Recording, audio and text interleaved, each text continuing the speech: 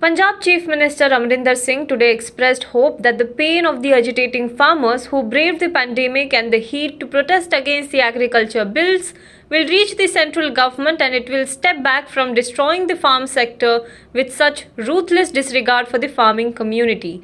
The BJP-led union government had, with its ill-conceived and unconstitutional farm laws, pushed the farmers to the brink, forcing them to come out on the roads and endanger their lives amid the COVID-19 pandemic, he said, expressing grave concern over the plight of the farmers and other associated with the agriculture sector, the lifeline of Punjab's economy.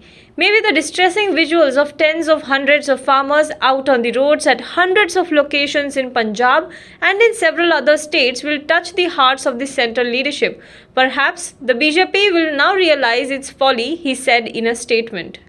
The Enforcement Directorate has attached Rs 127 crore flat of Yes Bank co-promoter Rana Kapoor in London in connection with a money laundering investigation against him and others, the central agency said on Friday. The agency issued a provisional order for attaching the property known as Apartment 177 South Audley Street, London, under the Prevention of Money Laundering Act. The market value of the flat is £13.5 million, which is about Rs 127 crore.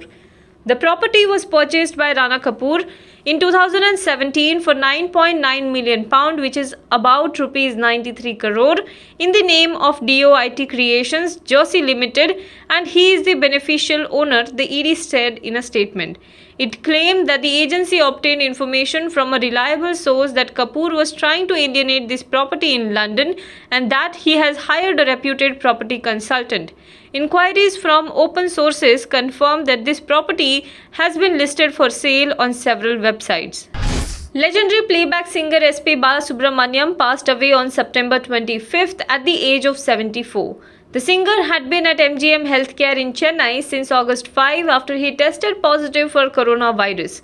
The official statement from MGM Healthcare said that despite maximal life support measures, the singer died of a cardiorespiratory arrest. He passed away on September 25th at 1:04 p.m. He had tested negative for COVID-19 on September 5. Common people as well as members of the film fraternity had got together to organize mass prayers hoping for his recovery while he was in hospital. From Kamal Haasan to Rajinikanth, celebrities across India had sent in their well wishes for the Tamil singer. As news of his death broke, music maestro A.R. Rahman, singers Lata Mangeshkar and Asha Bhosle mourned his loss. Prime Minister Narendra Modi said that the demise of SP Balasubramaniam, our cultural world, is lot poorer. Ironically, before he tested positive for coronavirus, singer SP Balasubramaniam had composed a song and sung a song in Tamil to create awareness about the deadly pathogen. He had shown mild symptoms of COVID-19 initially, and despite being advised home quarantine, he had chosen to be admitted to the hospital for the health of his family. The singer had posted a video on his official Facebook page at the time, stating that he had chest congestion for a few days along with cold and fever. About 2 weeks later, he was put on the ECMO support, a heart-lung assistance machine, after he had suffered a setback in his health. British telecom giant Vodafone Group on Friday won an arbitration against the Indian government over a demand of Rs 22,100 crores in taxes using retrospective legislation. An international arbitration tribunal ruled that India's demand in past taxes were in breach of fair treatment under a bilateral investment protection pact. The award is confidential, but Vodafone can confirm that the tribunal has found it in Vodafone's favor, the Vodafone Group said in a statement. We are studying the lengthy document and can make no further statement at this point of time. It was not immediately known if the Indian government will abide by the arbitration award.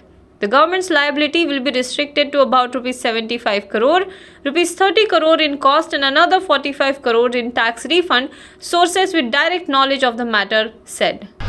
Delhi Deputy Chief Minister Manish Sisodia, who was admitted to hospital on Wednesday after testing positive for COVID-19, underwent a plasma therapy at a private hospital in the city today to help him fight the infectious virus. Sisodia was initially admitted to the state-run Lok Nayak Jayaprakash Hospital after spiking a fever and complaining of breathing difficulties. At the time of his admission, doctors said that he also had falling levels of blood platelets. The following day, on Thursday, hospital officials said that Sisodia had also tested positive for dengue. Later that same day, he was shifted to a privately run Max hospital in Delhi's Saket. Now be the first to know about the latest updates on our new news app. Go on your Android or iOS, search for HW News Network. Download our app, choose the language you prefer to get updates in, and be up to date with the latest news. If you like this video, please share it, and we would love to hear your comments in the comments section down here. Also, please do like our Facebook page and follow us on Twitter to get minute-to-minute news updates. For more such shows and videos, well, subscribe to our YouTube channel.